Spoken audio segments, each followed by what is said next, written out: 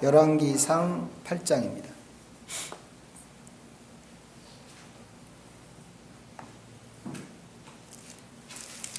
열왕기상 8장 35절과 36절 말씀 525명입니다.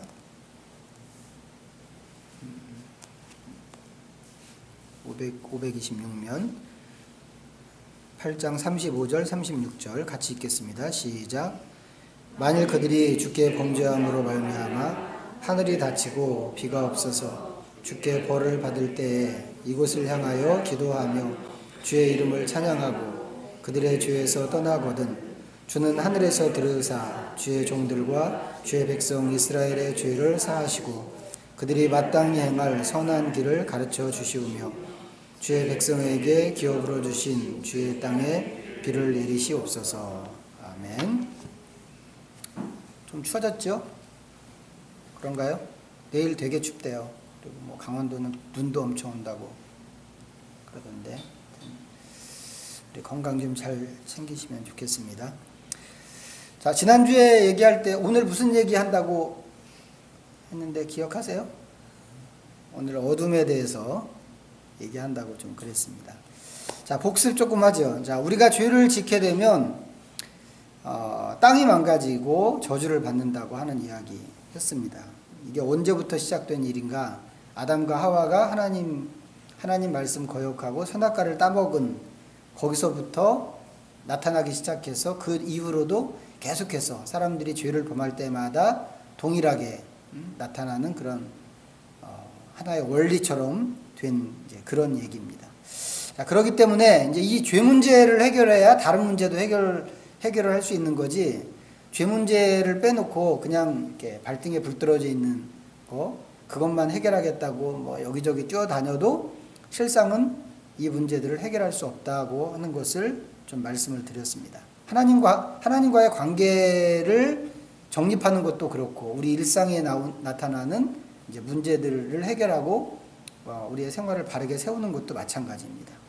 이게 안 되면 어떻게 되는가? 이게 안 돼. 이 죄 문제를 해결하지 않으면 우리 주변이 이제 점차로 어둠에 뒤덮이게 된다고 하는 이야기를 했습니다. 그래서 이제 지난주에 이제 거기까지 얘기했죠. 그래서 이제 오늘 어둠 얘기를 좀 하겠다고 했는데, 자, 조금 아까 읽은 말씀은 솔로몬의 기도입니다. 성전 건축 끝나고 이제 언약궤를 성전으로 옮겨놓은 다음에 하나님께 드리는 기도인데, 지난주에도 되게 긴 기도 읽었잖아요. 역대기에서 같은 기도인데 이제 지난주에는 역대하에 있는 기도를 읽었고 이제 오늘은 열왕기상 8장에 있는 기도를 읽었습니다. 전반적인 내용은 뭐냐면 죄를 짓고 땅이 저주받아서 나라와 백성이 어려움에 처하게 될 때 이 성전, 하나님이 계시는 이 성전을 향해서 아니면 성전에 나와서 기도를 하면 그 어려운 상태를 고쳐주십시오. 이게 기도의 핵심입니다. 자, 그런데 이제 지금 읽은 이제 우리가 이제 두 절만 부분적으로 읽었는데 지금 읽은 이 기도 부분을 보면 여기에 눈에 띄는 대목이 하나 있습니다. 어딘가요? 35절에 있는 말씀인데 만일 그들이 주께 범죄함으로 말미암아 하늘이 닫히고 비가 없어서 주께 벌을 받을 때에 이 대목입니다. 자, 지난주에 말씀드린 내용 중에 하나님께 범죄함으로 인해서 비가 안 오고 기근이 든 이야기가 있었죠. 기억하세요? 무슨 사건이었죠? 그게? 잊어버리셨나요? 기브온 족속 이야기였습니다. 기브온 족속이 누구였어요? 여호수아가 가나안 정복할 때 그때 이제 거짓말 쳐서 이스라엘과 이제 합의하고 이스라엘 영역으로 들어온 이제 그런 사람들입니다. 그 과정에서 이스라엘 사람들이 얘네들이 이제 속이는 것도 모르고 그래 우리가 이제 동맹을 맺자 이제 이렇게 하면서 하나님의 이름으로 맹세를 했단 말이죠. 그렇기 때문에 이 사람들을 다치게 하면 안 되는 겁니다. 뭐 직접 죽이는 건 말할 것도 없고 이 사람들이 위험에 처해 있으면 쫓아가서 도와줘야 하는 그런 동맹 관계였단 말이죠. 그런데 그런 사람들을 사울이 왕으로 있을 때 그 사람들 중에 이제 얼마를 이제 죽였습니다. 무고한 피를 그렇게 해서 이제 무고한 피를 이제 흘리게 된 겁니다. 이제 이 일로 인해서 땅이 망가졌는데 그 망가진 상태가 해결되지 않고 다윗 시대까지 계속 온 거예요. 그리고는 결국 다윗 시대 때 3년 동안이나 계속해서 기근이 나타났단 말이죠. 자, 이제 그 사건이 뭐냐면 인간이 죄를 지음으로 인해서 땅이 이렇게 망가질 수 있다고 하는 것을 보여주는 하나의 좋은 사례였습니다. 그런데 이제 오늘 말씀해 보니까 그렇게 비가 안 오고 기근이 들고 하는 이 일을 뭘로 묘사하냐면 하늘이 닫힌 일이다. 하늘이 닫힌 사건으로 묘사하고 있다는 거예요. 그래서 우리가 이제 이렇게 이해할 수 있는 겁니다. 아, 사람이 죄를 지면 땅이 더럽혀지고 땅이 더럽혀지면 하늘이 닫히는구나. 이렇게 정리를 할 수 있는 거죠. 인간의 죄라고 하는 게 땅하고만 관계가 있는 게 아니고 하늘하고도 관계가 있다라고 하는 얘기입니다. 그러면 생각하세요. 하늘이 닫히면 어떻게 될까? 27절 한번 읽어보시겠어요? 지금 열왕기상 8장 27절 시작. 하나님이 참으로 땅에 거하시리이까 하늘과 하늘들의 하늘이라도 주를 용납하지 못하겠거든 하물며 내가 건축한 이 성전이오리이까. 하나님은 천지를 창조하신 분이시잖아요. 그러니까 당연히 우리가 발붙이고 사는 땅보다 크신 분이죠.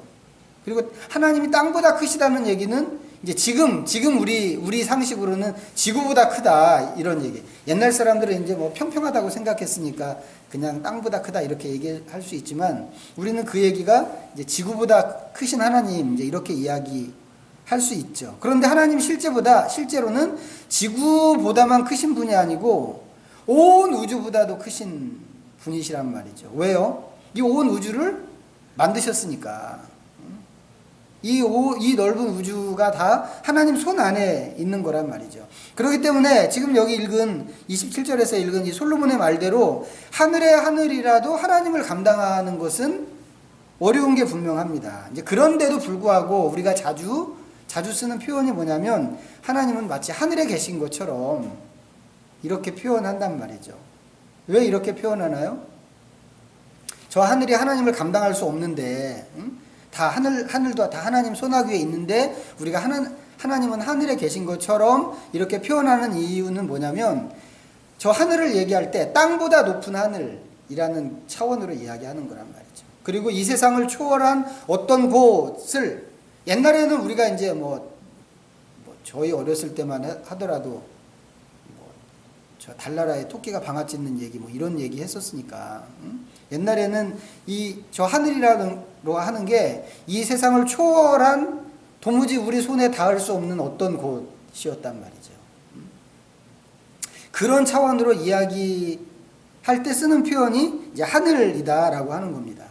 근데 사실 하나님은 어떤 장소에 매이시는 분이 아니세요. 그거 우리가 다 인정하죠. 땅에도 마찬가지고 하늘도 마찬가지고. 그렇기 때문에 우리가 하나님을 얘기할 때 뭐 그것을 하나님 계신 곳을 뭐 땅이라고 하든지 아니면 저 밑이라고 하든지 아니면 하늘이라고 하든지 하늘 꼭대기라고 하든지 뭐라고 이야기를 하더라도 우리 말로 하는 표현은 정확한 표현이라고 할 수가 없는데 단지 사람들이 서로 알아듣기 쉽게 하기 위해서 초월적인 어떤 곳이라는 의미로 하늘을 이야기한단 말이죠. 그런 차원에서 하늘이 닫힌 겁니다. 그럼 하늘이 닫혔다고 하는 것은 무엇인가? 하나님께로부터 오는 통로가 닫혔다고 하는 얘기죠. 우리가 전부 사실은 하나님으로부터 오는 은혜로 사는 사람들인데 그렇잖아요. 은혜가 아니면 우리가 어떻게 살겠어요? 우리만 그런 게 아니죠. 또 이 세상의 모든 사람들이 다 하나님의 은혜로 사는 사람들이고 사람뿐만 아니라 뭐 짐승들, 새들, 또 뭐 가축들, 곤충들까지 전부 하나님의 은혜로 삽니다. 움직이는 것들만 그런가요? 뭐 풀이든지 나무든지 꽃이든지 뭐 바다면 바다, 계곡이면 계곡, 바위면 바위, 뭐 전부 심지어는 우리 눈에 안 보이는 그 미시세계에 있는 것들까지도 전부 하나님의 은혜에 의해서 존재하고 하나님의 은혜에 의해서 보존되는 것들이란 말이죠. 그렇기 때문에 하늘이 닫혔다고 하는 것은 그 은혜의 통로가 닫혔다고 하는 그런 이야기로 우리가 이해할 수 있다고 하는 겁니다. 근데 문제는 뭐냐면 그렇게 되면 어떤 일이 생길까 하는 거예요. 하늘이 닫히고 하나님으로부터 오는 통로가 닫힌다면 어떤 일이 생길까? 우리 눈에 보이는 세상이 있고 보이지 않는 세상이 있는데 뭐 보이든지 보이지 않든지 아니면 저 멀리 우주 끝에 있든지 이 모든 세상에 있는 모든 삼라만상은 하나님이 주인이시죠. 하나님에게 소유권이 있는 것들입니다. 이제 그렇기 때문에 하나님은 이 모든 이 우주를 포함한 온 세상에서 하나님은 주인이시고 하나님은 왕이시란 말이죠. 하나님의 성품으로 하나님이 그곳을 통치하시는 분이세요. 근데 하나님께서 그것을 통치하시는 방식이 뭔가 하면 은혜와 사랑이란 말이죠. 그런데 하나님께로부터 오는 통로가 닫혔어요. 그러면 이 세상에서는 누가 왕일까? 하나님의 통치자인데, 하나님의 은혜로 통치하시는 분인데 그 통로가 닫힌다면 그러면 이 세상은 어떻게 될까? 왕이 없으니까 그냥 아무나 힘센 사람이 왕인가요? 아니면 왕 없이 그냥 사는 건가요? 자, 에베소서 2장 한번 찾아볼게요. 에베소서 2장 310면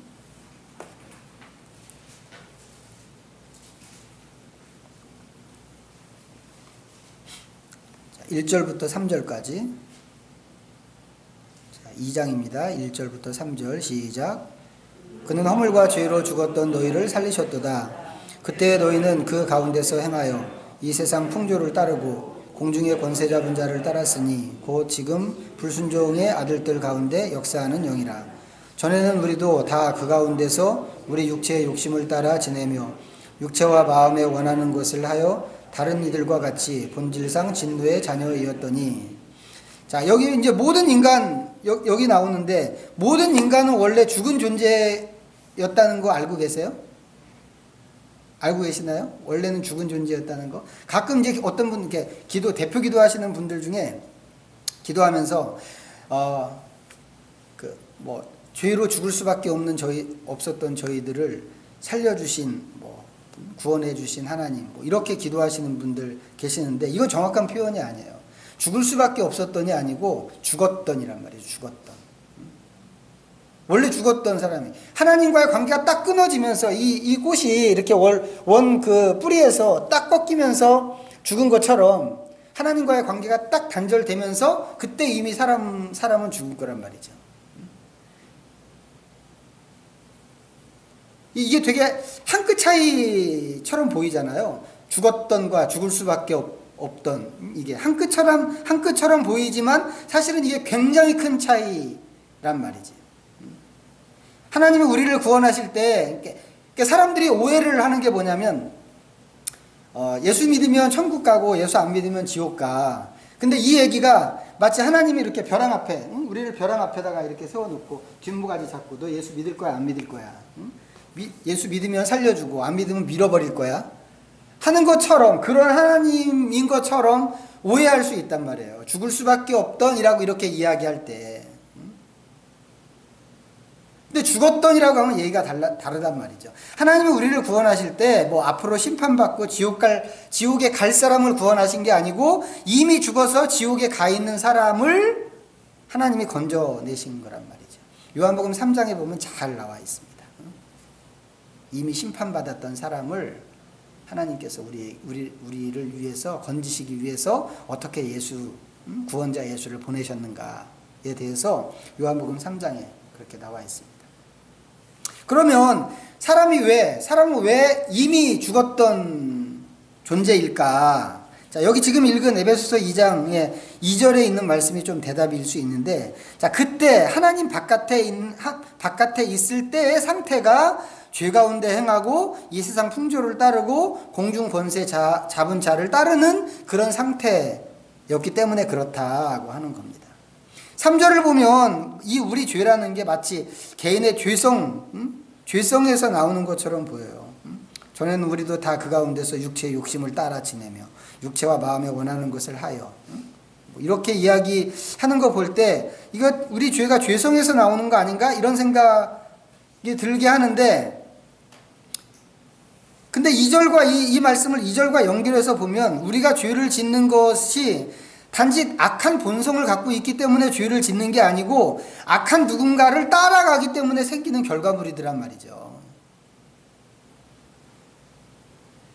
그것을 지금 읽은 말씀 2절에서는 공중권세 잡은 자라고 이렇게 이야기를 하고 있는 겁니다. 이거 되게 의미심장한 얘기거든요. 하나님의 통치가 중단됐을 때 은혜의 통치, 하나님이 은혜로 통치하시는데 그 통로가 막혔단 말이죠. 그 은혜의 통치가 중단됐을 때 이 세상은 왕 없이 그냥 누구든지 그냥 자기 원하는 대로 살아가는 자치국가가 된 게 아니라는 얘기죠. 하나님이 계시던 그 자리에 다른 것이 들어와서 왕노릇을 하는데 사람들이 그 다른 것이 들어와서 왕노릇하는 그 권세를 왕으로 인정하고 쫓아다니면서 따라가더라고 하는 겁니다. 인간의 본질이 좀 원래 그런 게 아닌가 싶어요. 누군가를 따라갈 수밖에 없는, 누군가를 왕으로 섬기면서 그 지배 아래서 쫓아가면서 사는 것이 인간의 본질이라는 생각이 듭니다. 처음에 사람은 누구 지배를 받았나요? 하나님의 지배를 받았습니다. 하나님께서 에덴 동산 안에 오셔서 이제 하나님의 왕으로 계셨고 왕권의 일부를 이제 사람들에게 주셨죠. 이제 그런데 그렇게 살고 있는데 사탄이 딱 등장을 했어요. 그리고는 사람들을 유혹했습니다. 뭐라고 유혹했나요? 하나님을 모함하고 가짜 뉴스 딱 전해줬습니다. 뭐라고요? 야야, 하나님은 너네들 인간을 라이벌로 생각해. 이렇게 얘기했단 말이에요. 라이벌로 생각하기 때문에 너네들이 진짜 행복할 수 있는 길이 있는데 그 길을 안 가르쳐준다. 진짜 너네들이 행복할 수 있는 진짜 정보가 따로 있는데 하나님이 얘기해주지 않았지. 얘기해주지 않는 이유는 너네들을 경쟁 상대로 삼기 때문이야. 근데 그 정보가 어떤 건데요? 선악과를 먹으면 눈이 밝아지고 지혜롭게 되고 하나님하고 똑같이 될 수 있어 라고 하는 그런 정보였단 말이죠.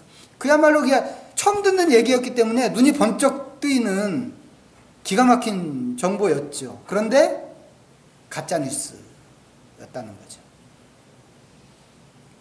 그런데 사탄은 그런 가짜 뉴스로 인간을 유혹했고 이제 그렇게 이제 가짜 뉴스를 던져주면서 내가 진짜 정보를 너네들한테 줄 테니까 나를 따라가자라고 그랬습니다. 그렇게 하면 나를 따라오면 행복해지는 길을 알려주겠다고. 근데 인간이 그렇게 했죠. 하나님을 버리고 뱀의 이야기를 쫓아갔습니다. 근데 그 뒤로 어떻게 됐나요?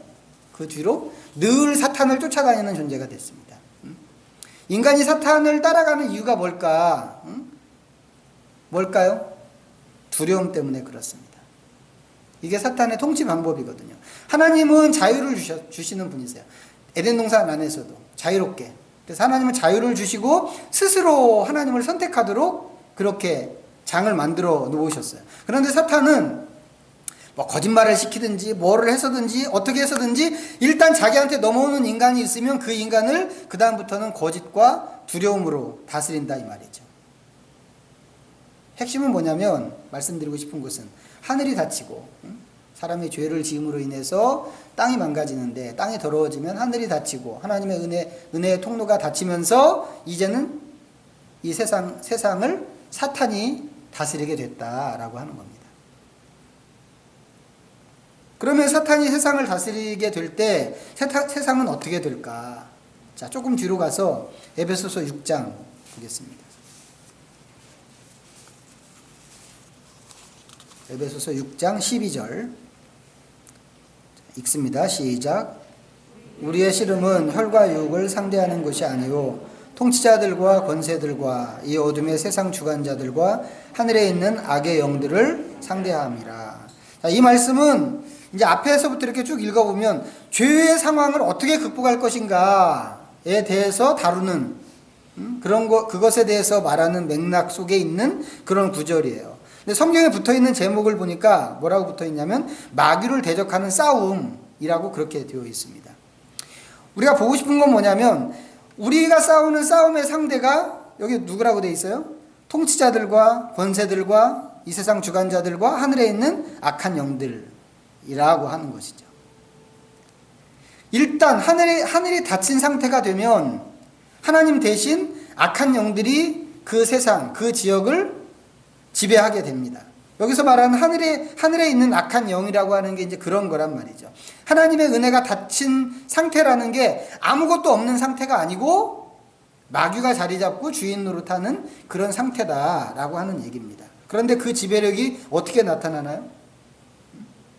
그 사탄의 악한 영의 지배력이 영화 같은 데 보면 이 영화에서 이제 그 뭐 사탄, 귀신 이런 것들을 소재로 하는 이제 영화들 있잖아요. 근데 이 영화 같은 데서는 사탄을 그릴 때 되게 눈에 보이는 존재 또 인격적인 존재로 영화에서는 사탄을 그렇게 그려냅니다. 물론 이제 실제로 사탄도 지정의를 가진 그런 인격적인 존재인 것은 분명해요. 그렇지만 영화에서처럼 막 드라큘라, 아니면 막 소복 입은 여인이나 아니면 뭐 뿔 달린 그런 도깨비나 이런 모습으로 우리 앞에 나타나지는 않는단 말이죠. 영화에서는 그렇게 그림을 사탄을 그런 식으로 그린다고 하더라도 실제로 우리 앞에는 그런 식으로 나타나지 않는단 말이죠. 우리가 죄를 짓는다고 할 때도 마찬가지입니다. 죄를 질 때 사탄이 와서 막 우리를 못 살게 도무지 견딜 수 없을 만큼 심한 고문을 우리한테 하기 때문에 우리가 죄를 짓나요? 막 우리의 허벅지를 쫓아와가지고는 내가 너 죄를 짓지 않으면 너를 십자가에 못 박아 버리겠어 라고 막 공갈을 치든지 아니면 막 칼로 우리 허벅지를 막 사정없이 계속 찌르든지 뭐 그렇게 해서 채찍으로 때리고 막 우리를 어떻게 막 테러하고 이렇게 해서 우리가 죄를 짓는 건가? 아니란 말이죠. 그래서 죄 짓는 분 혹시 계세요? 그런 거 아니고 어떻게 죄 짓나요? 그냥 내가 죄를 짓겠다고 선택하는 거란 말이죠. 내가 그냥 결정을 하는 겁니다. 그 과정에서 마귀가 사탄이 하는 건 뭘까? 그럼 우리 안에 있는 죄성을 그냥 툭 쳐주는 거죠. 자극하는 것 뿐입니다. 자극이 될 수 있는 판을 깔아주는 거죠. 어떻게 보면 어떤 때는 우리 눈에 보이는 것으로 야, 저거 갖고 싶어. 거짓말을 해서라도 저거 갖고 싶어 하게. 어떤 때는 우리 귀에 들리는 소리로, 어떤 때는 거절할 수 없는 어떤 가까운 지인의 이야기, 권면으로 뭐 이렇게 그냥 판을 깔아주면 우리가 그 앞에 딱 섰을 때 보고 듣고 하는 것을 통해서 그냥 내가 결정을 하는 겁니다. 죄를 내가 알아서 선택을 하는 거죠. 고통스러워서 죄를 선택하는 게 아니란 말이죠. 그리고 제 경우를 보면 대부분의 죄는 행복하려고 죄를 선택합니다. 그 죄를 지으면 행복할 것 같아서, 기분이 좋을 것 같아서. 나중에 정신이 들어서 후회할 수 있습니다. 아, 내가 그때 왜 그런 짓을 했지? 뭐 이렇게 할 수는 있지만 사탄이 막 우리 멱살을 잡고 죄로 끌고 가고 이렇게 하는 것은 아니더라고 하는 겁니다. 그러니까 사탄이 대놓고 우리하고 맞대결 해서 싸우는 것은 아닌 거죠. 단지 그냥 환경을 만들고 판을 까는데 그것조차도 우리 눈에는 잘 보이지 않죠. 그게 그런 환경이라고 하는 게 눈에 보이면 죄 안 짓죠. 근데 개인적인 차원에서만 그럴까 하는 거예요. 우리가 개인적으로 범죄하고 뭐 이렇게 탈선하고 하나님의 말씀을 어기고 할 때 분명히 그런 게 있어요. 그런데 개인적으로만 그럴까? 지금 읽은 에베소서 6장 말씀은 뭐라고 그러냐면 절대로 그렇지 않다 이렇게 이야기하는 겁니다. 사탄은 개인의 선택에 대해서 분명히 배후 노릇을 합니다. 그런데 개인만이 아니고 사회적으로도 아니면 국가적으로까지도 이런 방식으로 사탄은 일을 한다고 하는 거죠. 어떻게 보면 개인적인 영역보다는 국가적인 영역에서 배우 노릇을 훨씬 더 잘하는 게 사탄의 역할이라는 생각이 들어요. 실제로 우리가 보고 듣는 것을 보면, 경험하는 것을 보면 그렇단 말이죠. 뭐 우리나라도 마찬가지고 세계 모든 나라가 지금 뭐 다 비슷한데 왜 각 나라들이 각 사회가 또 계속해서 이상해지는가? 왜 갈수록 이상해지는가? 모든 국가가 추구하는 게 뭐예요? 좀 더 나은 사회를 만들어야 된다. 이거 아니겠어요? 다 그거 가지고 정상들이 막 고민하고 같이 무슨 뭐 협상도 하고 회의도 하고 뭐 이렇게 엊그저께 뭐 아세안 뭐 그거 한 것처럼 그렇게 한단 말이죠. 그리고 실제로 그렇게 좋은 사회를 만들기 위해서 뭐 계획을 하고 또 애를 쓰고 뭐 투자하고 사람들이 동원하고 이렇게 노력도 합니다. 그런데 실제로 보면 얼마나 되는가, 얼마나 좋은 나라를 만드는가 보면 별로 그렇게 안 보인단 말이에요. 옛날에 비해서 돈은 많아진 것 같아요. 돈은. 뭐 저희 어렸을 때만 하더라도 돈을 구경하는 게 그렇게 어려워 보였으니까. 왜 옛날에는 가난해서 돈을 많이 안 찍어내서 그랬나? 모르겠는데 하여튼 돈보다는 이 종이 쪽지가 돌아다니는 게 더 많았죠. 그런데 지금은 뭐 그래도 이렇게 돈이 많이 있어요. 돈이. 그리고 이렇게 계속 개발을 하니까 나라들마다 과거에 비해서 분명히 풍요로워진 거는 분명한 것 같아요. 그런데 뭐 도덕적으로나 아니면 뭐 어떤 영적인 수준이나 아니면 뭐 법률적인 측면이나 이런 것들을 보면 세상이 오히려 더 안 좋아진 거 아닌가 하는 생각이 든단 말이죠. 더 위험해지고 또 사람들 사이에서 더 팍팍해지고 서로가 믿을 수 없는 그런 분위기가 점점 더 많이 만들어지는 거죠. 며칠 전에도 뭐 되게 유명한 연예인이 또 죽었는데 이런 일들이 이 사회에서 멈추지 않는 거예요. 계속. 뭐에 씌었나? 이런 생각이 들게. 아무한테나 칼을 휘두르고 절망하고 자살하지 않으면 더 이상 살 수가 없다. 자살하는 거 말고는 뭐 다른 방안이 생각이 안 나는 그런 상태가 계속된단 말이죠. 마음에 있는 분노, 사람들 안에 되게 분노심 많죠.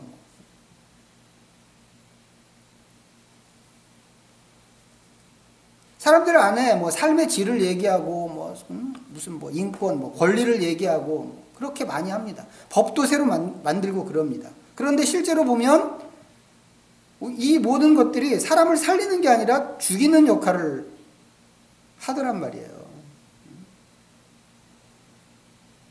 옛날에 비해서 사람들 더 많이 배웠죠. 뭐 공부도 굉장히 많이 했잖아요. 지식의 수준이 굉장히 높이 올라갔고. 과거에 중고등학교에서 중고등학교가 가졌던 그 역할을 지금은 뭐 대학원에서 역할을 하잖아요. 대부분이 다 대학 가고 하니까. 또 자기 주장 되게 많이 합니다. 그런데도 불구하고 이 사회와 사람들이 뭔가 무슨 뭐 덫에 걸려가지고 빠져나오지 못하는 것 같은 그런 세상이 되어가고 있단 말이죠. 왜 이런가? 왜? 성경이 우리에게 말하는 것은 악한 배후가 있다고 하는 겁니다. 현대인들은 이런 얘기 되게 싫어하거든요. 다른 바깥에 나가 있는 사람 나가서 이런 얘기하면 이제 뭐 씨알도 안 맥힌다는 그런 얘기처럼 듣죠. 왜요? 안 보이는 건 없는 거라고 생각하니까. 근데 성경은 분명하게 얘기하는 거죠. 우리 눈에 보이지 않는 배후 조종자가 있다는 거죠. 여러분 김효환 목사님 바이블 클래스 뭐 계속 들으시는지 모르겠는데 김효환 목사님이 선지서 강의하면서 몇 번 이런 얘기 좀 잘 설명을 하셨어요. 그래서 세상에 등장하는 나라나 아니면 국가, 제국들 있고 뭐 그런 나라들에 의해서 뭐 역사가 이렇게 움직여지고 역사가 만들어지는데 모든 역사를 주관하시는 궁극적인 주권자는 하나님이다. 뭐 이런 얘기. 성경이 이제 가르치는 얘기죠. 근데 그게 분명하지만 그럼에도 불구하고 늘 그 배후에는 하나님의 세력과 이 사탄의 세력의 충돌과 싸움이 늘 내재해 있다 이 말이에요. 그래서 아주 보이지 않는 그 치열한 전쟁이 인류 역사 가운데 있어 왔고 또 지금도 있는 거죠. 나라를 움직이고 끌고 가는 것도 마찬가지입니다. 정부가 있고 국회가 있고 또 법적인 것들을 처리하는 그런 기관들이 있지만 나라를 이끄는 것이 대통령인가? 아니란 말이죠. 국회의원이 나라를 이끄는가? 판검사가 나라를 이끄는가? 절대 아니라는 거예요. 나라의 모든 분위기를 만들고 끌고 가는 진짜 배후 세력이 따로 있다 이 말이죠. 그렇기 때문에 우리가 이 국가에 대해서 뭐 불평등, 뭐 부정의, 아니면 뭐 부패, 적폐, 뭐 이런 얘기 뭐 하는 거 좋은데 뭐 해야죠 당연히. 하나님의 정의를 실현하고 해야 되니까 당연히 해야 되는데, 이런 얘기할 때 그냥 겉만 보고 얘기하면 진짜 문제는 해결할 수 없다고 하는 겁니다. 그 이면에 있는 근본적인 힘을 찾아서 무너뜨려야 진정으로 새로운 나라를 세울 수 있다고 하는 거죠. 그런데 다시 조금 전에 읽었던 에베소서 6장을 다시 보면 여기에 세상 주관자를 뭐라고 이야기하는지 다시 한번 보세요. 세상 주관자 뭡니까? 어둠의 세상 주관자란 말이죠. 세상을 주관하는 그 세력이 어둠의 세력이다라고 하는 게 성경의 가르침입니다. 오늘 이야기하고 싶은 주제의 핵심 이겁니다. 자, 저 지난주에 말씀드렸던 거 다시 한번 기억해 보면, 자, 하나님은 빛이라고 그랬습니다. 하나님 빛이시죠. 하나님은 빛이시라 성경에 많은 곳에서 얘기했는데, 자, 하나님이 빛이신데에 비해서 이 세상은, 하나님께서 창조하시기 전에 세상은 흑암이었죠. 아주 깊은 흑암이었습니다. 그 흑암 속에 하나님이 빛을 주시고 텅 비어있는 그 세상의 내용물을 채워주신 그것이 성경이 말하는 하나님의 창조란 말이죠. 하나님께서 그 세상 속에서 그렇게 창조하시고 그 세상 속에서 오셔서 사람들과 함께 하셨어요. 자, 이렇게 하나님이 함께 하시면 그곳은 빛이 비치는 거죠. 빛이신 하나님이 오셔서 그곳에 계시는 거니까. 만약에 하나님이 안 계시면 어떻게 될까요? 하나님이 안 계시면 빛이 안 계시는 거니까 그 세상은 다시 어둠에 덮이는 것이다 라고 하는 겁니다. 요한 1서에 보면 하나님이 계신 것과 안 계신 것을 계속해서 이렇게 대조시켜요. 빛과 어둠, 빛과 어둠이라고. 요한 1서 전체가 다 그렇습니다. 그러면 인간이 하나님께 반역하고 범죄했을 때 어떻게 됐는가? 당연히 세상은 어둠에 휩싸일 수밖에 없게 된 거죠. 하나님과의 관계가 끊어지고 쫓겨났잖아요. 하나님의 동산에서 쫓겨났단 말이죠.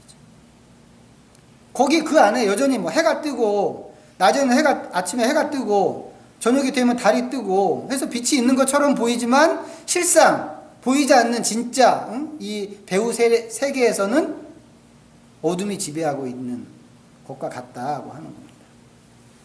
골로새서 1장 한번 보시겠어요? 324페이지.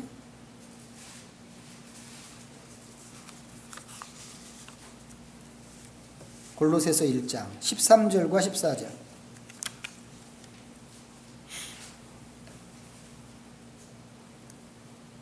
읽습니다. 1장 13절 14절 시작. 그가 우리를 흑암의 권세에서 건져내사 그의 사랑의 아들의 나라로 옮기셨으니 그 아들 안에서 우리가 속량 곧 죄사함을 얻었도다. 자, 이 구절은 하나님께서 외아들이신 예수 그리스도를 통해서 우리한테 무엇을 해주셨는가를 보여주는 그런 말씀이에요. 근데 여기 뭐라고 그랬나요? 하나님이 흑암의 권세에서 우리를 건져내시고 아들의 나라로 우리를 옮겨주셨어요. 그래서 이제 전에 말씀드렸던 것 중에 하나가 뭐였냐면, 우리가 예수 믿는다는 것이 무엇인가? 예수 믿는다고 하는 것은 나라가 바뀌는 것이다 라고 하는 것에 대해서 말씀을 한번 드린 적이 있어요. 잊어버리셨나? 이거 기억하셔야 돼요. 나라가 바뀐 겁니다. 나라가 바뀌면 나라가 바뀐 사람이 제일 먼저 신경 써야 되는 게 뭔가요? 외국에서 살다 오신 분들은 어떻게? 나라가 바뀌면 어떻게 해야 돼요? 그 나라 법을 알아야 돼. 그 나라 법을 알고 그 나라 법을 지키면서 살아야 되는 거죠. 이민 간다고 생각해 보세요. 미국이나 캐나다 같은데 좋은 나라 가서 이민 간다고. 가서 살면 그 나라 법을 익히고 그 나라 법을 따라야 되죠. 근데 거기 가서 그 나라 가서 살겠다고 이민을 갔는데 거기 가가지고는 한국에 있을 때는 이러지 않았는데 계속 이 소리만 하면 그거 곤란하단 말이죠. 그렇게 되면. 우리가 예수님을 믿는 것이 그런 일과 똑같은 것이다 라고 하는 겁니다. 그러니까 이제부터는 예수님을 믿고 난 다음부터는 옛날처럼 살면 안 되고 하나님 말씀을 지키면서 사는 것이 중요하다 라고 하는 겁니다. 왜요? 나라가 바뀌었으니까 이제 법도 바뀌었단 말이죠. 근데 여기 보니까 지금 읽은 이 골로새서 1장에 있는 이 말씀을 보니까 그런 일이 있기 전에 먼저 앞서서 된 일이 있는데 그것이 뭐냐면 하나님이 우리를 흑암의 권세에서 건져주시는 게 먼저 있었다는 거죠. 무슨 말이에요? 흑암의 권세에서 건져주셨다는 말이. 몇 가지 의미가 있는데 우선 우리가 죄 가운데 있었다. 옛날에 예수님은 우리는 죄에서 건져주신 거잖아요. 우리가 죄 가운데, 예수님 믿기 전에는 죄 가운데 있었는데 죄 가운데 있었다고 하는 것이 곧 흑암 중에 있었다고 하는 그런 뜻이란 말이죠. 그런 표현으로도 바꿔서 쓸 수 있다는 거죠. 성경이 말하는 죄라고 하는 개념이 화살이 관역에서 빗나가는 것이라고 이제 말씀드렸잖아요. 그러니까 하나님에게서 비껴가는 것은 뭐든지 다 죄가 되는 거예요. 그것이 생각이든지 행동이든지 말이든지 뭐든지 간에 하나님에게서 비껴나가는 것은 무조건 죄입니다. 근데 하나님이 빛이라고 그랬으니까 하나님에게서 비껴나간다고 하면 빛도 사라진다는 의미가 된단 말이죠. 그래서 옛날에는 흑암 가운데 우리가 살았던 사람인 것이 되는 겁니다. 자, 또 하나의 의미는 뭐냐면 이 흑암이 우리가 살았던 그 흑암이 권세 있는 흑암이었다고 하는 겁니다. 여기서 말하는 흑암은 단순히 빛이 없는 게 아니란 말이죠. 빛이 없는 게 아니고 흑암 자체가 하나의 세력인 거예요. 세력. 그래서 이 흑암의 세력, 흑암의 권세가 세상을 지배하고 세상을 조종하고 있다고 하는 거죠. 개인을 지배하고 사회를 지배하고 문화를 지배하고 국가를 지배하는 거죠. 그 지배 세력은 우리와 관련된 모든 것 속에 침투하고 영향을 미치고 그렇게 하면서 점점 우리로 하여금 하나님에게서 멀어지게 그렇게 만드는 거죠.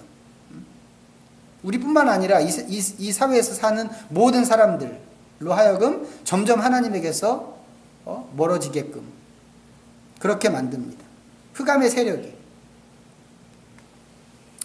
그러니까 인간의 내면은 점점 더 강팍해지는 것이 어떻게 보면 자연스러운 일이고 또 우리가 더 도덕적으로 윤리적으로 수준 높게 살아야지 이야기는 하는데 또 그런 것들을 마음에 바라기도 하는데 실제로 사는 거 보면 결과물들이 그렇게 안 나타난단 말이죠.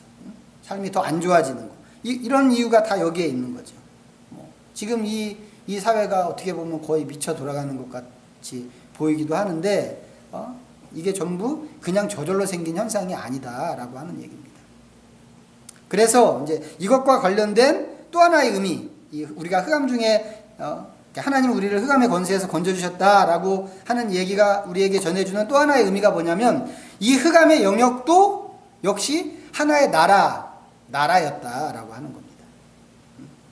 하나님께서 예수 믿는 우리를 아들의 나라로 옮기셨다고 그랬잖아요. 근데 아들의 나라로 옮기실 때 어디 허공에 있는 우리를 이렇게 아들의 나라로 옮기신 게 아닌 거죠. 하나님이 대한민국에서 아들의 나라로 이렇게 옮기신 것도 아닙니다. 어디서 옮기신 거겠어요? 흑암의 나라에서 빛의 나라로, 아들이 있는 빛의 나라로 우리를 옮기신 거란 말이죠. 그래서 예수님을 믿는다고 하는 게 신분이 완전히 바뀌는 거예요. 신분이. 빌립보서에서는 이 얘기를 시민권이라고 이야기하거든요. 시민권이 바뀌는 거죠. 옛날에는 흑암의 나라 시민권자였어요. 그런데 이제 예수님 믿고 나면 하나님 나라, 빛의 나라, 아들의 나라의 시민권자가 되는 거란 말이죠. 그러니까 삶의 양식이 달라져야 되는 거죠. 사고방식도 달라져야 되는 겁니다. 우리가 이렇게 외국 사람들 보면 그 사람들도 마찬가지인데 우리를 보면 우리가 이렇게 다른 나라 사람들을 이렇게 볼 때 그 사람들의 행동이나 사고방식이나 이해가 안 되는 것들이 있잖아요. 그럼 우리가 안단 말이죠. 저 사람들은 왜 저렇게밖에 행동을 못하나? 문화가 다르니까. 전혀 다른 문화에서 살다 보면 거기에 익숙해져서 다른 사람은 이해 못하는 그런 행동을 한다 이 말이죠. 그건 다른 사람들도 한국 사람들을 볼 때 이해 못하는 그런 부분들이 있겠죠.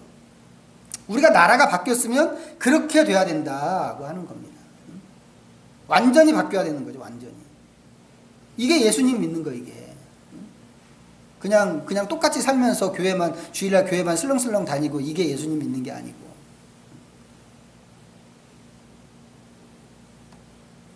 그런데 우리가 그렇게 빠져나온 그 흑암이 어떻게 시작됐다고요? 죄 때문에 시작됐다. 죄 때문에. 죄를 지면서 하나님 어떤 분이세요? 죄를 싫어하시는 분이라고 그랬잖아요. 너무너무 죄가 싫기 때문에 하나님은 죄를 보면 혐오하신단 말이죠. 얼굴을 픽 돌려버리시는 그런 분. 예수님께서 십자가에서 나의 하나님 어찌하여 나를 버리셨습니까? 어떻게 삼위일체 하나님 한 번도 단절된 적이 없으시거든요. 아버지 하나님, 아들 하나님을 너무너무 끔찍하게 사랑하시는데 어떻게 이 아들을 버릴 수가 있겠어요? 근데 그 순간은 하나님 얼굴을 픽 돌릴 수밖에 없었단 말이죠. 왜? 세상 모든 인류의 죄를 예수님이 다 짊어져 버리셨기 때문에. 하나님 그런 분이란 말이죠. 이사야서 59장 2절에 그렇게 돼 있어요. 하나님은 죄를 보면 얼굴을 돌리시는 분이시다. 그러니까 죄를 지으면, 사람이 죄를 지을 때 하나님은 떠나시는 거죠. 관계가 떨어지는 거고. 처음에 아담과 하와에 의해서 그렇게 됐습니다. 그런데 그 뒤로 계속해서 이 원리가 똑같이 적용된다는 거죠. 하나님과의 관계가 끊어지면, 사람이 죄를 지으면 하나님과의 관계가 소원해져서 그 빛이 점점 우리 옆에서 사라지게 된다라고 하는 겁니다. 빛이신 하나님이 그렇게 저만큼 가버리시면 내 주변은 점점 더 어둠에 의해서 쌓일 수밖에 없다고 하는 거죠. 그리고 그 어둠의 지배 아래 살게 되는 겁니다. 이 어둠의 권세라는 게 어느 정도나 도도하고 어느 정도나 당당한가 한번 보세요. 누가복음 22장.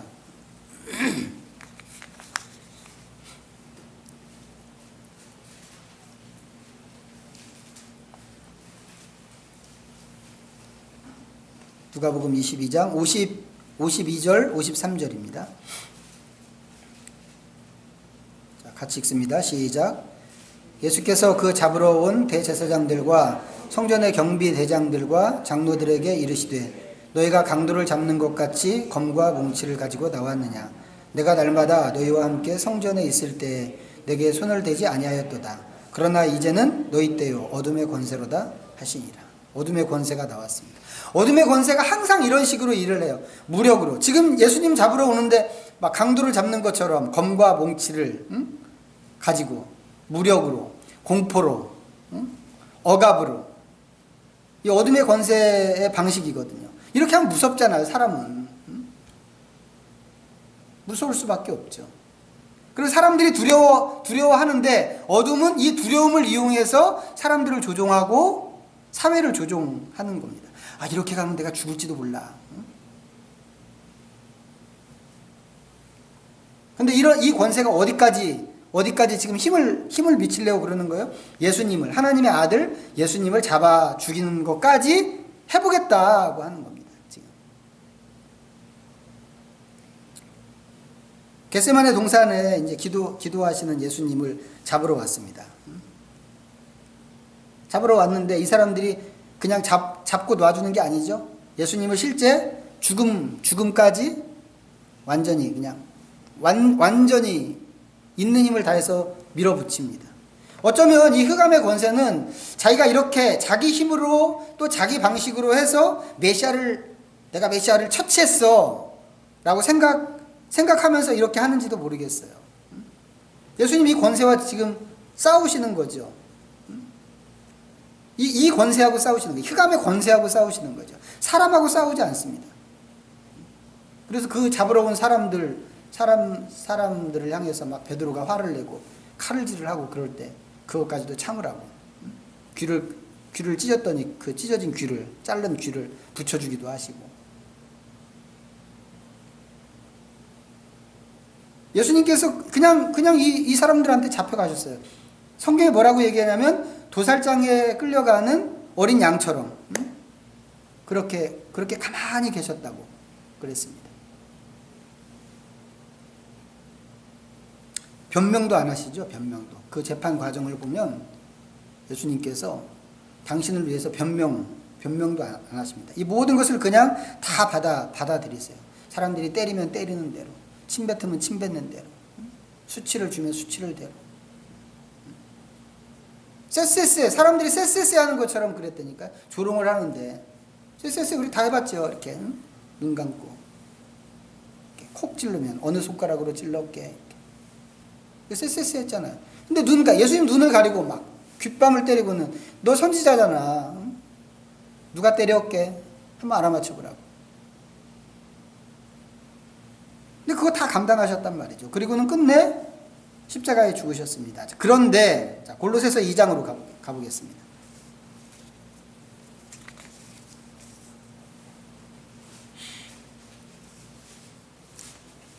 325면 골로새서 2장 13절부터 15절. 시작.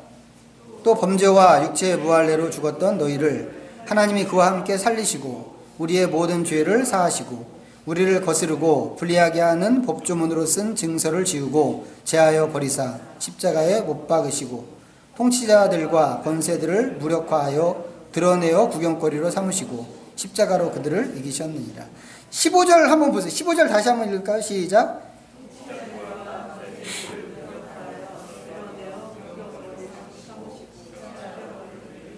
누가 그렇게 했어요?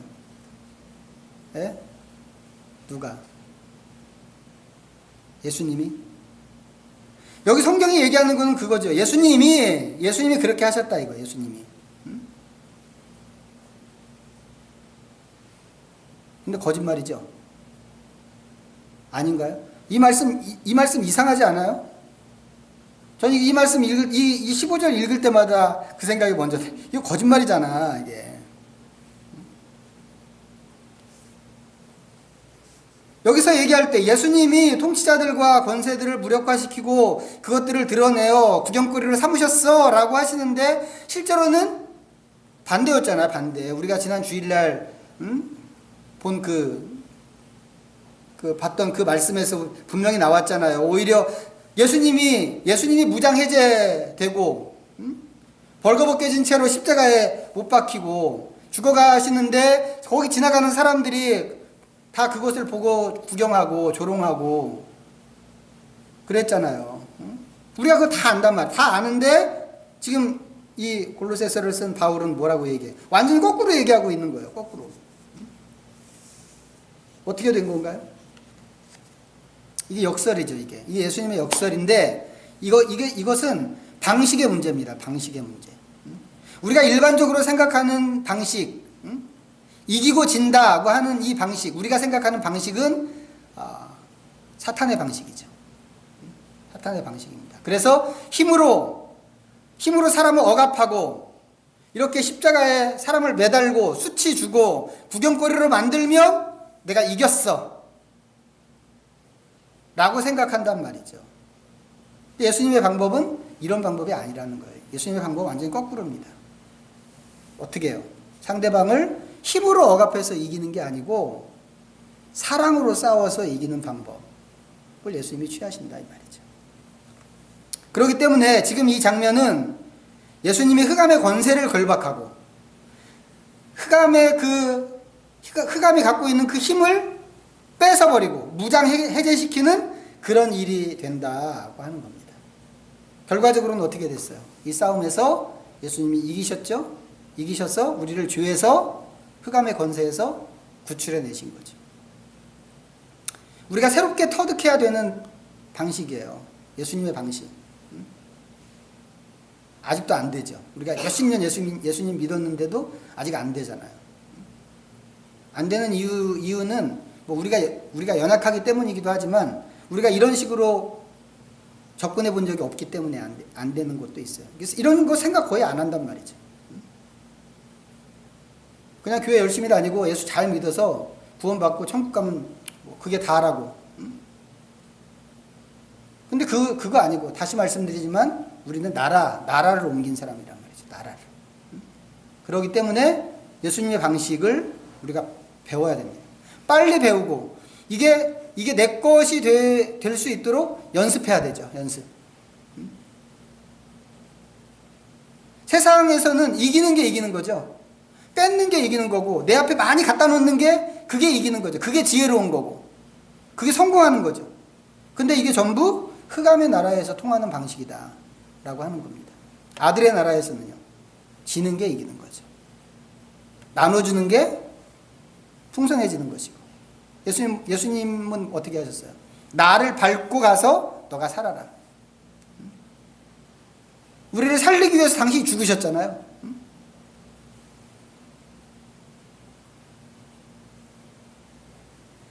이 은혜가 있었기 때문에 우리가 구원받았다 이 말이죠.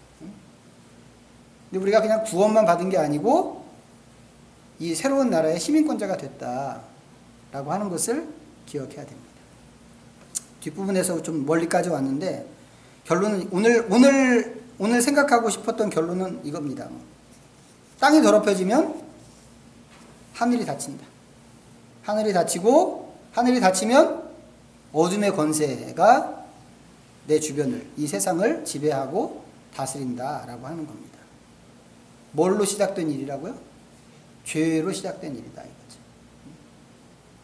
그래서 우리가 이 우리나라, 우리의 내면뿐만 아니라 가정사, 아니면 교회 문제, 아니면 사회 문제, 국가적인 문제, 우리 주변에 우리가 보고 듣고 하는 모든 문제들이 누가 잘못하기 때문에, 누가 나빠서 이런 것도 있죠. 분명히 있겠지만 실제로는 그 저변에 깔린 게 우리의 죄 문제가 해결되지 않아서 이렇게 되는 것이다. 이렇게 어둠이 우리를 지배하고 우리 주변을 지금 감싸고 있는 것이다 라고 하는 것을 우리가 좀 기억했으면 좋겠습니다. 아담과 하와의 범죄에 의해서 세력을 갖게 된 이 어두움으로부터 예수님이 우리를 건져주셨습니다. 그런데 우리가 또 이렇게 건짐받았는데 또 말씀을 어긴다. 또 말씀을 어기고 또 죄 가운데 빠진다. 그러면 어둠이 또 찾아온단 말이죠. 얼씨구나, 이때다.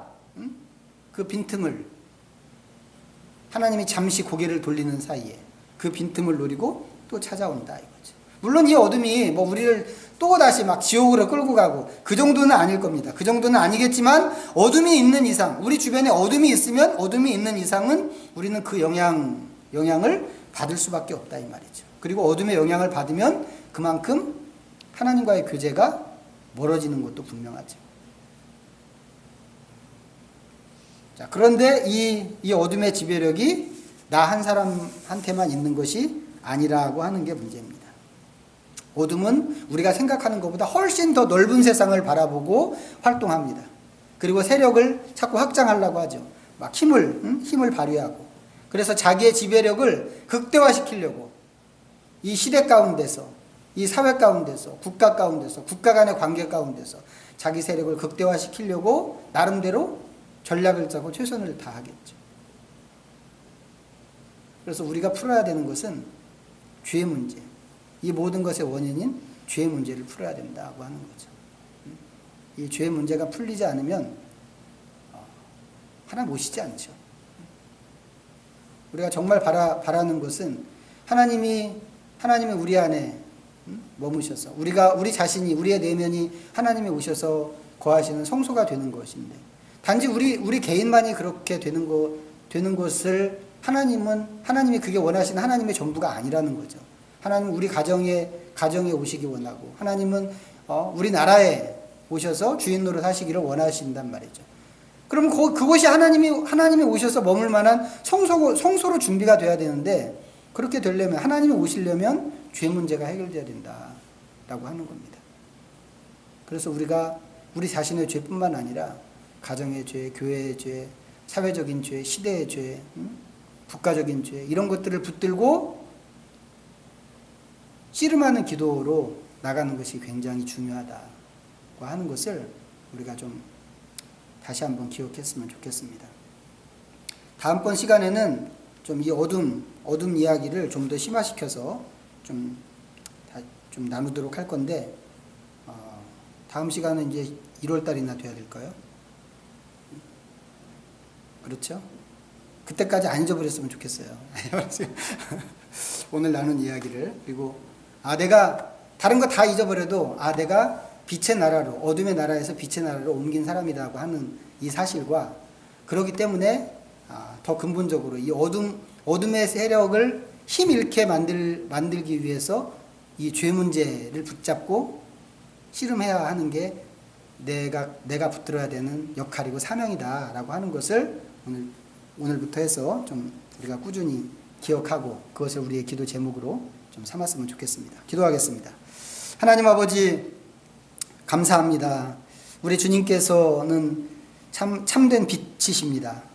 하나님은 빛이셔서 우리에게 오실 때 우리에게 빛을 주시고 또 우리의 내면과 우리의 주위를 환하게 비추시는 주님이신 것을 고백합니다. 그러나 주님, 지금도 우리가 때때로 하나님의 말씀을 거역하고 하나님에 대하여서 또 범죄하고 아담과 하와의 죄를 쫓아갈 때가 참으로 많이 있는 것을 고백합니다. 저희 자신뿐만 아니라 하나님, 우리가 서 있는 이 시대와 이 사회와 우리가 속해 있는 이 대한민국 국가가 하나님 앞에서 이렇게 죄로 가득 차 있는 것을 저희들이 생각하지 않을 수 없습니다. 주님, 지금 우리는 참 우리가 만든 빛이 너무 밝고 너무 참 뚜렷해서 밤이 없는 그런 시대를 보내고 있습니다. 하나님, 그래서 우리는 너무 밝은 세상에 살아서 한밤중에도 하늘의 별을 볼 수가 없고 또 사람이 만든 이 인공빛 때문에 곤충들이 멸종된다고 하는 그런 시대를 살고 있는데, 그럼에도 불구하고 우리 내면과 또 우리의 그 보이지 않는 우리의 배후 세계에서 여전히 흑암이 뒤덮고 있는 사실을 우리가 알지 못하고 있습니다. 주님, 저희를 불쌍히 여기시기를 간절히 원하오며 이제 저희들의 새로워진 신분을 오늘 다시 한번 생각하게 되었사오니 우리에게 허락하여 주신 이 새로운 시민권에 대해서 저희들이 조금도 부끄러움이 없도록 늘 애쓸 수 있는 저희 믿음이 될 수 있도록 도우시기를 간절히 원하오며, 우리가 우리 자신뿐만 아니라 우리 주변에 있는 사람들, 사회, 또 국가, 우리의 가정과 교회까지 또 책임을 지는 그런 믿음의 제사장들이 다 될 수 있도록 저희를 붙잡아 주옵소서. 다시 한번 우리의 기도하는 일에 힘을 더하시기를 간절히 원합니다. 주님, 우리 자신만 위해서 기도할 것이 아니라 정말 하나님 앞에서 오늘 나눴던 이 문제를 해결하기 위한 그런 기도하는 사람으로서 하나님을 향하여서 힘을 다하여 다름질할 수 있는 저희 모두가 되게 하여 주시옵소서. 예수님의 이름으로 기도드립니다. 아멘.